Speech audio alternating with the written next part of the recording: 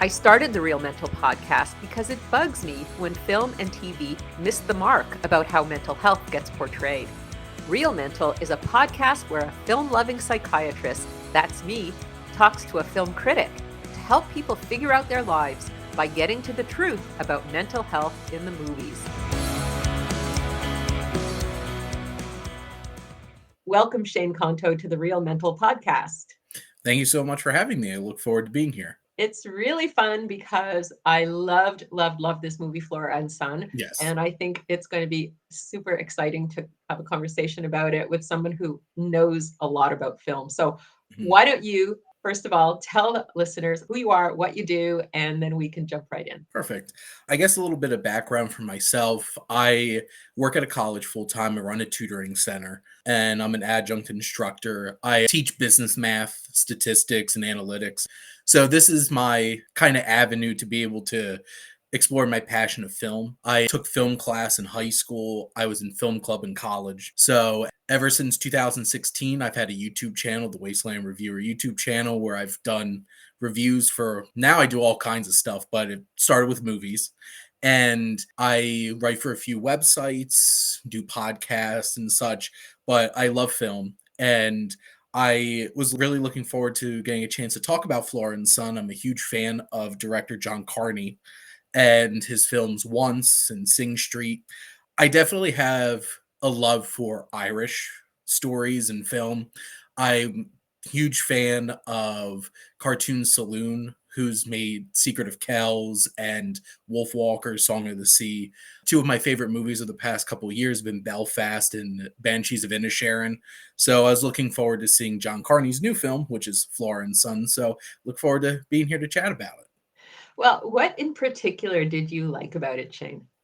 I think it's one of those kinds of films that doesn't really pull any punches in showing the complications of, we have Flora, who's a young mother. She was pregnant as a teenager, trying to raise the son, and you can tell she's struggling. She never really got a chance to live out her late teens and early 20s and explore, and she had a kid, and now her struggle with him growing up, him getting in trouble, a rocky relationship with his father.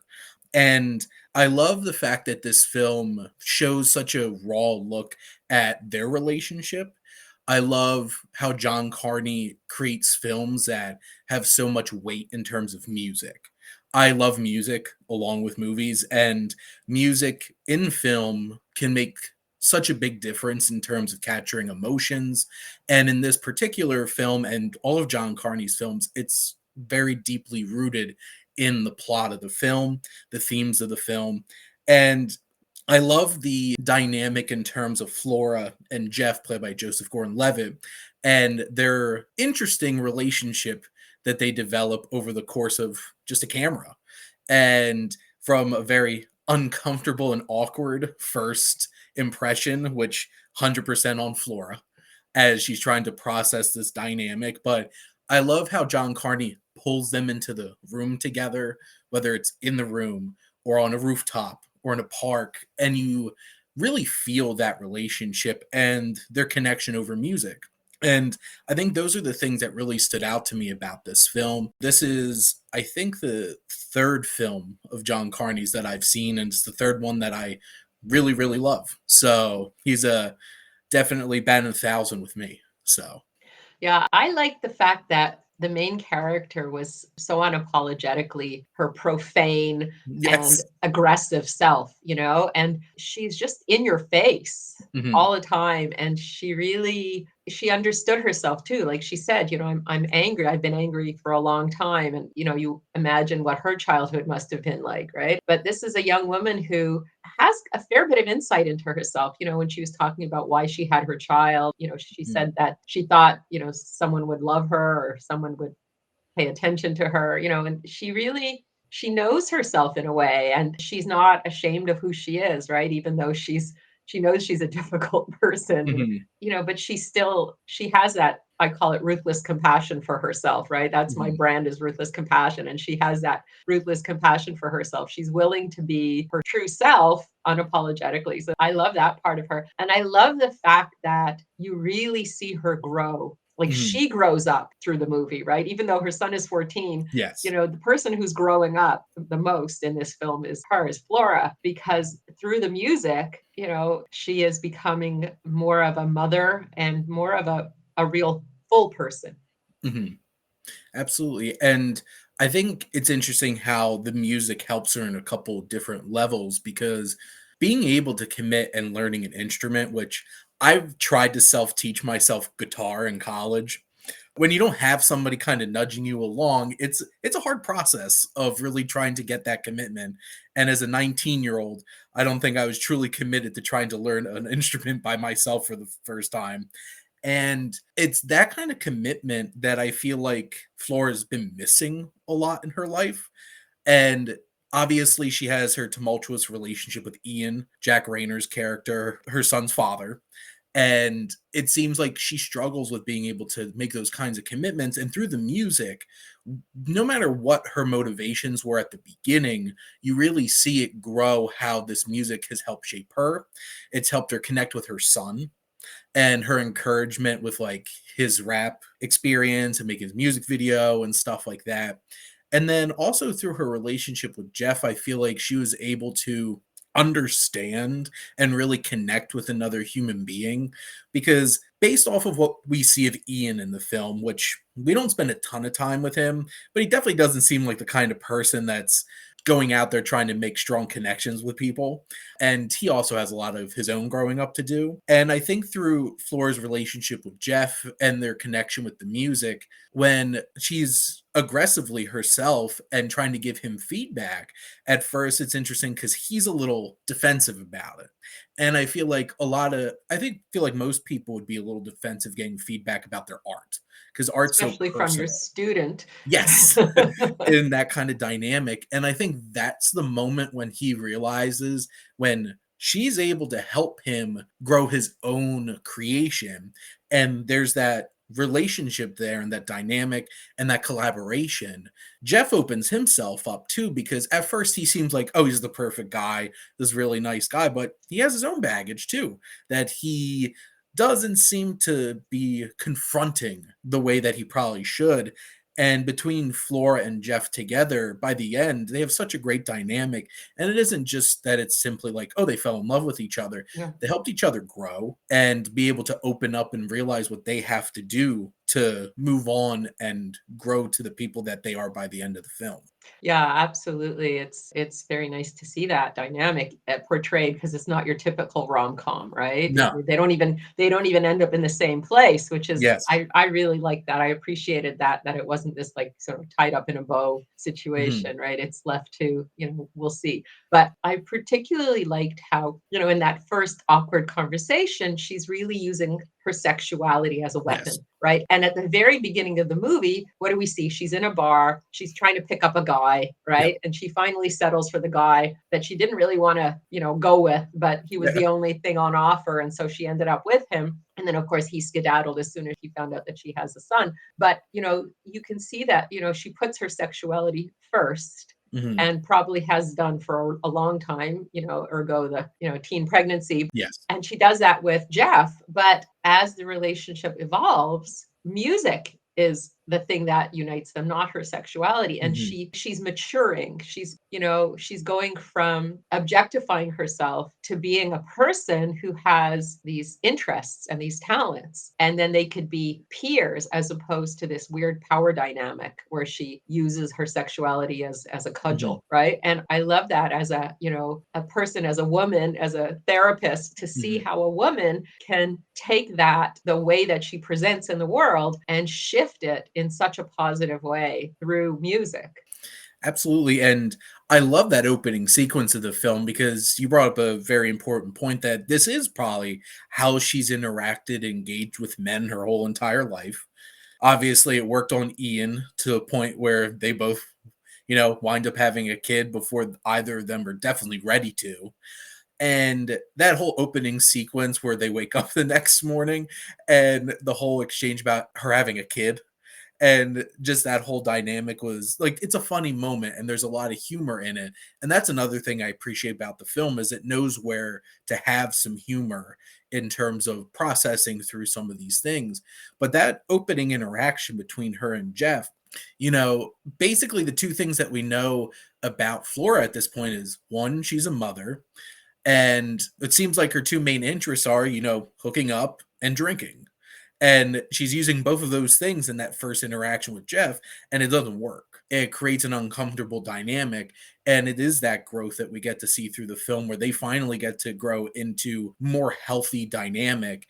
And I really appreciated your point about at the end of the film. This is not a relationship that's like, oh, they're going to be perfect. They're going to love each other for the rest of their lives. There's more here. There's complications. They're halfway around the world from each other.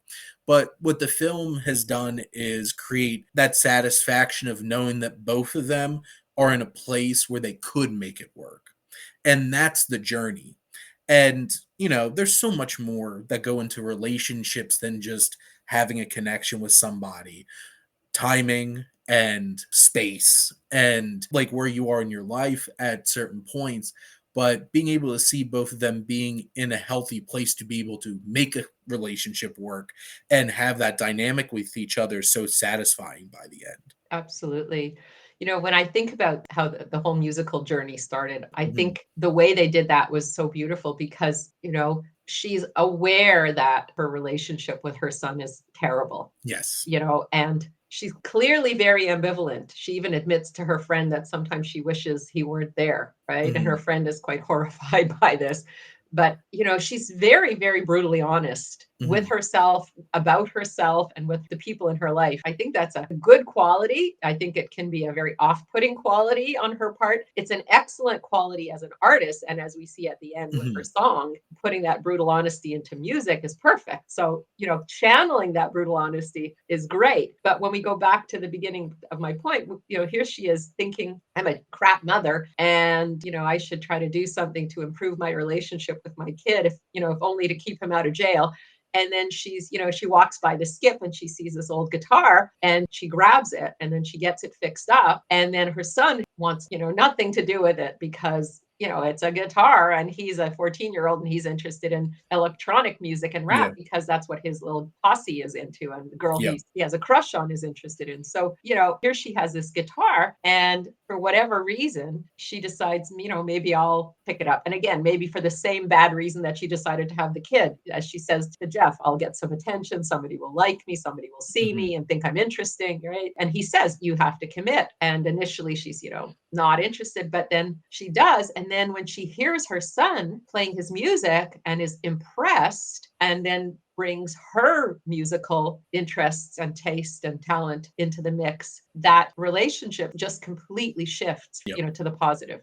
Absolutely. And, their introduction to their relationship is a hard thing to watch. And I think it's also an interesting cultural thing because if this was an American film and you see a mother straight up slap her son across the face, that's a completely different feeling than what this film's presenting.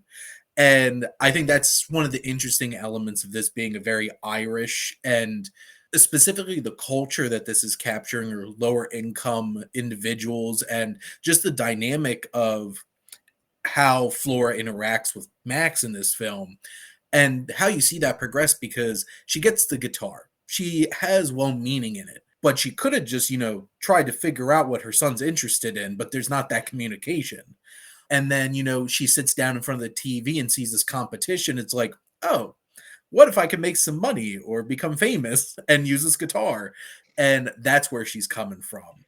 And you get that in that whole first interaction with Jeff too, because she's asking all the wrong reasons why you want to learn an instrument and he knows that. But it's the beauty of the relationship that she gets to build doing like the backing vocals for her son's song or helping him with the video.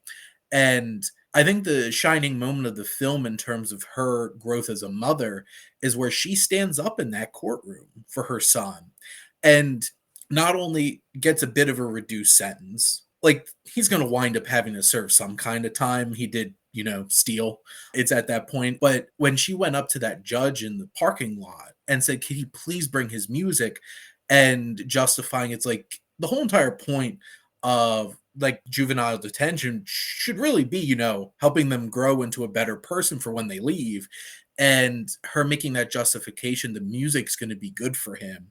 And the fact that she vouched for her son and did that is so meaningful. And that's such a great moment in the film because that's a big moment for Flora and a huge moment for her relationship with her son. Yeah, and psychologically, it's really nice. And I also want to add to that, she had asked Ian, the dad, to come and appear Yep. at court to also, be a character witness. And of course, he didn't show up. And she's waiting for him and she's waiting for him and she's calling him and texting him and he's not showing up. And she's so upset. And then she looks through the window into the courtroom where her son is sitting and she sees his little tiny shoulders and, the back of his head. And she sees how small he is in this big room. And something you could see that in her eyes, something in her just registers that this is just a little child. And even though he's been the quote unquote bane of her existence for 14 Yeah. years and, more trouble than she felt he was worth, she connected to her love for him and to her protective instincts and her maternal instincts. And in that moment, you could see she could really appreciate how alone he was and how he had been abandoned, not just by his dad, but also by her. Like Mhm. you could see she registered all that. And then she went in and she stood up for him. She decided to rise to the occasion. And she couldn't be the dad, but she could at least be the best version of the mother for him. And she was. Yeah, and especially because Max didn't have either of them really in his corner. And like when she drops Max off at the beginning, which I love that moment with the music and then like stomping down the street up to Ian's front door. It's such a great moment filmically. And then she drops him off and yells at Ian's like, "Don't just sit there and play video games all day," because that's what he does. Ian's not an adult either. And he's just going to sit there and do the same thing with his son. And I think the most important thing to realize is like Ian's 14. Those are uncomfortably You mean Max is awkward. 14? Max. Yep. Yeah. Sorry. Yeah. Max is 14. And I don't know school setup in terms of Ireland very well, but thinking from like an American perspective, middle school is the worst. It's such an awkward time. And it's an uncomfortable time trying to figure out who you are.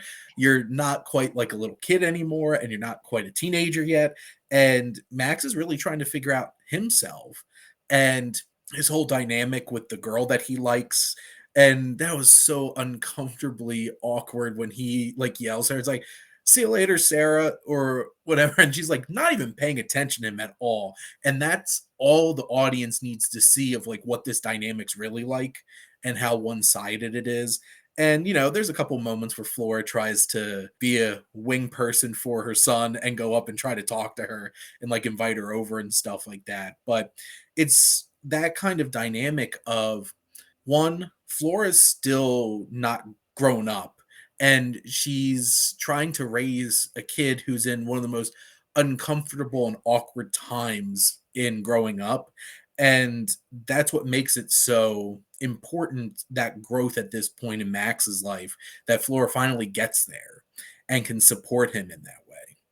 Yeah. And, I also think that, you think about this kid, he's 14, that he's been in this program for juvenile delinquents for years. And then he finally ends up having to serve a month of, reform. And you wonder, why is this kid stealing since age 7, right? Well, he's got 2 useless parents and, his mother is full of rage and is quite abandoning as well. So Mhm.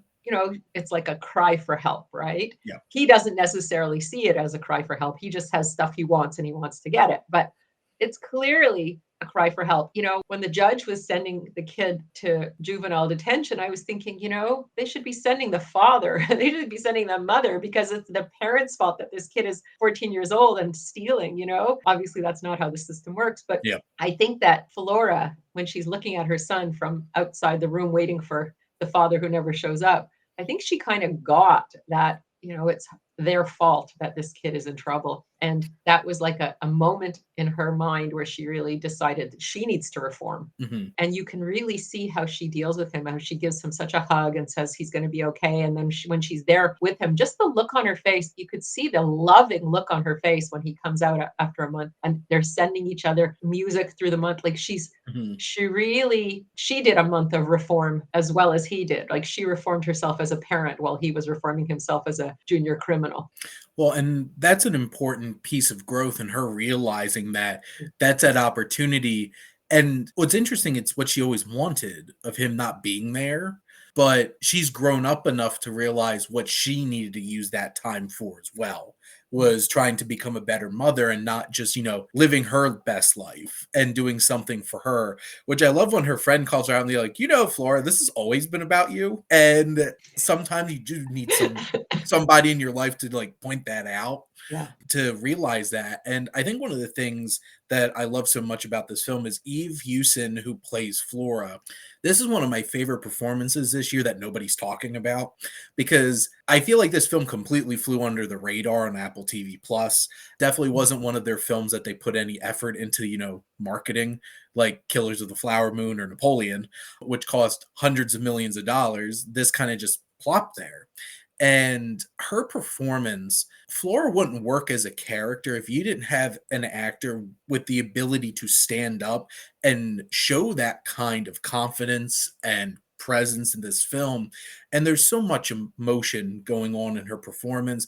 And like you mentioned, just a look, the way that she looks at her son, those small choices as an actor are so important to be able to self scenes, because you don't want to be making a film where it's like, I look at you and I love you so much. That doesn't work in a film. Being able to look at a character and show that you love them and the audience can see that, that's what's important. And I love Jack Rayner, who plays Ian. He was in Sing Street and he played a much less malicious version of a character he played in like Midsummer, where Ian's just the kind of character that's just not really think about anybody and just a giant man child. And for some reason, Jack Rayner can capture that really well. Which there's actors, it's like being able to click into that gear. And then this is a very interesting role for Joseph Gordon-Levitt, who honestly I've seen since he was a teenager on television, like Third Rock from the Sun and stuff like that. And here he's pretty reserved. And it's an interesting dynamic of seeing him slowly peeling back the layers of his character and opening up. And that's such a challenge of acting through a computer screen. Because I'm sure there's a lot of that dynamic where Houston and Gordon Levitt weren't in the same space and having to act in that way. And then obviously, film, you're able to tear down that reality and show them in the same space and be able to have that really connect there. But the whole entire anchoring force of this film is that lead performance, because this film is all about Flora. And if that performance wasn't as strong that it is, this film wouldn't work the way that it did. Yeah, and she's really a hard ass, but on the other Mhm. hand, she's so vulnerable, right? And Mhm. it's a real feat. I agree. It's a feat to be able to portray such intense confidence and toughness while at the same time, demonstrating such exquisite vulnerability. And you can see that just under all that rage and all that bravado, there's a Mhm. lot of fragility and a big heart, a lot of heart. So, yeah, I think she did a tremendous job. I think it was like a real beautiful performance. And it's very unfortunate that this film did not get more recognition because, yeah, I think she was terrific. And I think that the movie was amazing. And I saw another movie, which was a small movie, but it got a lot more publicity, called Past Lives recently. Yep. And I thought that was also an excellent movie, but that movie is getting tons and tons of hype because it was out in the theaters. It was given a bigger marketing budget. And, Mhm. you can see how a small film can do very, very well with just a little bit of help. And I'm very sorry that the producers or whoever, the distributors, did not support it more, because I think it could have done really well, because certainly Once was a hit. And who Yeah. knows, maybe this will be one of those films that becomes a sleeper and starts getting a cult following, because it should. I think it really was so well done and also so true. If I'm going to go back to my psychological analysis here. It was so true. And you don't see a false note in terms of the way the 14-year-old son is portrayed. He comes across as absolutely authentic. Like it could be that little boy who's playing the role is that kid. He seems completely consistent, to what you expect of a kid, a troubled 14-year-old who has a good heart, but he's just so unhappy with his situation. And of course, Flora, her character seems so completely true. The deadbeat dad, so realistic. And even the character of Jeff, who, yes, is reserved. And, there's a reason why he's reserved, because he's holding some stuff in. Yep. And Flora, as much as he helps Flora, she helps him in a lot of ways. And also she helps him psychologically because her honesty, her willingness to just state the truth about herself and state the truth about what she sees in him enables him to just be honest with himself and with her. And his character is also very, very realistic. None of the characters were not believable. Like they were all, enormously believable, and their acting felt very natural. It didn't feel like there was acting, going on. Like sometimes you look at a film and there's like, oh, such great performances, but it feels like acting. This felt like you're just watching some people live their lives, and it was beautiful. And now let's pause for a quick word about my other podcast. I'm Dr. Marcia Sirota. We all need to be inspired and uplifted these days. We need a good laugh, and we need to be moved. In the Ruthless Compassion podcast, I speak with a wonderfully diverse group of people. They've overcome daunting obstacles, and they're making unique, exciting contributions to our communities and to our world. The Ruthless Compassion podcast is at 145 episodes and counting. Why not have a listen to it today?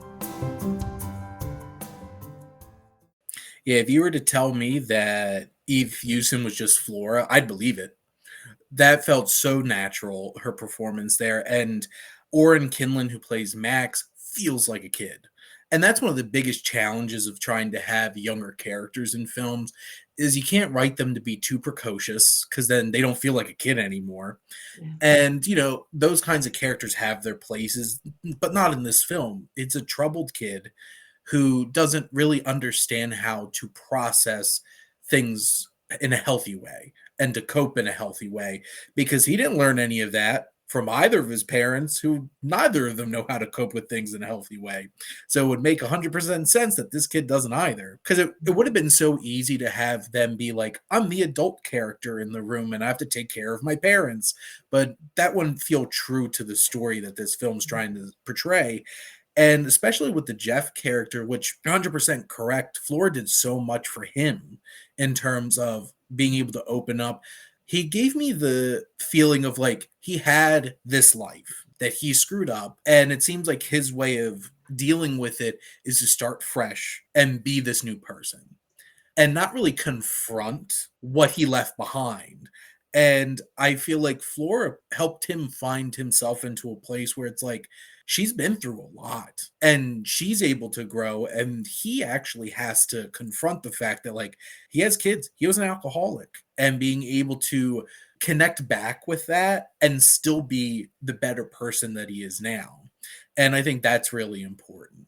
And to go back to your point about this film and in context, loved past lives. And that's the benefit of a studio like A24, who has found the perfect way to cultivate films like that, get them out to people and make sure that people hear about them and they get that recognition. It's really surprising too, because Apple won an Oscar for Best Picture for a film that was a small film in Coda a few years ago, and that had the benefit of being a big festival film that got picked up for a decent amount of money. But Apple has plenty of money, so I don't think that was a problem. I feel like this is one of those challenges of, like, I hear a lot of discussions about, at least streaming, there's a place for these indie films to find a place if they don't get into theaters. But the thing is, if they're just buried on a streaming service and they don't advertise, because a lot of these streaming services do not, they do a horrible job of making sure that people know. Like, the main reason I knew this came out is because I'm very active in looking at what's coming out.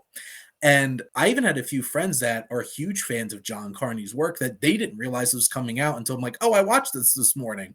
And they're like, that came out? And I'm like, it sure did. I bet you didn't know. And that's the unfortunate thing. And hopefully, that's one of the things that I love about doing this is even if it's a handful of people that watch my video about a film that deserves that kind of attention, that's at least a handful of more people that know about it and then can talk to other people about it. Yeah, absolutely. And, us doing this podcast, hopefully, that many more people will hear about this great film. I wanted to sort of end up by talking about the last scene, and I'll give you the last word. So I'll say something and I'll let you give the Mhm. final word on it. But there's the scene in the bar where she passed by one day and she saw that there was a amateur night with a prize, and she found out, she asked that, like, how much is the prize, and and how much Mhm. is the entry and whatever, and she's like, okay. And so she got a plan in her head, and then at the very end, there she is. They've roped Ian in to play bass. Yeah. They got Jeff and his drummer, on the laptop, accompanying. The kid is with his digital stuff, and she's playing her guitar, and he writes this incredible song. And in the song, there's this one line, this is a love song. It's not an apology. And that it's not a love song for Jeff. It's a love song for her kid. Yeah. And that was so beautiful. And the kid knows that it's a song for him. And then he gets his moment to rap, and the audience is cheering. And then she says, this is for all the mothers out there. And, she's identifying as a mother, but like really, she's not just a mother because she has this kid. She's a Yeah. mother because she actually feels like a mother for the first time. And she's actually being a mother for the first time. And I just thought this is really a culmination of everything. She's got, all her people around her supporting her, to whatever degree they're capable Yeah. of in the moment. And even when, Ian starts trying to fool around, show off on his bass, she says, no, no, no, we'll have none of that. And he like backs up, right? Like, so she's like getting what she needs from him, but also setting healthy limits. She's got her son with her, and she's being a parent, and she's saying this is a love song. And it's like she's owning herself as a musician, she's owning herself as a mother, and this is like her coming out party, and it's also a way for her to have something special with her kid, and also have, the people in her life close to her. And I just thought, wow, what a perfect way to end the scene. And they didn't, go on to show who wins the prize, because that was irrelevant. The Yeah. prize was the fact that she was up there doing that with those people being who she was in that moment. I just thought, wow, this is like, endings are hard, and this was the perfect ending. So And what's your thought about that? And that's such an important thing too, because there's so many films like I'll be watching something and be like, it's gonna wrap up here, right? And then it keeps going, and you're like, I feel like we didn't need what came after this. We got that. And this film gets that. And I love the fact that in the end, this is, like the title says, about Flora and son. And sure, there's that love story that develops between her and Jeff, but that's not the most important journey that she goes on. That journey helps her grow to be the person she needs to be for her own son. And in the end, that dynamic, and I love the hodgepodge band that they get put together at the end of this. That's so much fun. And that John Carney really knows how to put impactful and poignant music in his films. And that song certainly hits. And speaking from my own experience, like the whole entire point of her being like to all the mothers out there, she really does become a mom in that moment. And I always process of like the idea of like being a father and being a dad. You can biologically be a father and make no effort at all to be in a kid's life or to be a parent, Ian. And then, like, I know my father left when I was 2, and I spent about 20 years of my life living with my mom, my brother, and my grandparents. And my grandfather was my dad. That was in my life for most of my life. For better, for worse, wasn't a perfect person.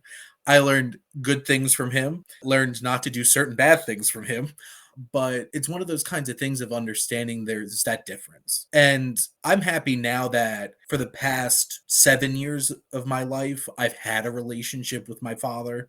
And like he wasn't there when I was growing up and I didn't have that kind of dynamic, but I'm glad that I can have something. And that takes growth. And I could appreciate this film on that level of seeing like my hope is that Ian will grow up at some point, but that's a whole other story. But the most important thing is that Flora went on this journey and is now the mother that Max needs in his life. And they can bond over this music together. They can grow through all of this. And the way that this film ends on that song and then like leaving off from the bar and just closing the film out there was perfect. Yeah, it was very well done. Well, this has been such a great conversation. I've really enjoyed talking with you about the film and seeing how much we both really enjoyed it and how Mhm. much we appreciated the same things about it. So that was really great. Where can people find your YouTubes about film reviews if they're looking? Yes, the most important thing is to head over to the Wasteland Reviewer YouTube channel. I have 3 weekly shows that I do along with all the different reviews that I do. I do a lot of other stuff too. The easiest thing is if you go to the Wasteland Reviewer Instagram page, I shamelessly plug everything I do on my stories. So if you want to see what I'm watching, what I'm reviewing, stuff like that, go check it out. But the biggest thing is head on over to my YouTube channel and show some love. Sounds great. Well, again, Jane, thanks for coming on the Real Mental podcast. And who knows, maybe we'll have you on again and we can talk about another film. I'd love to.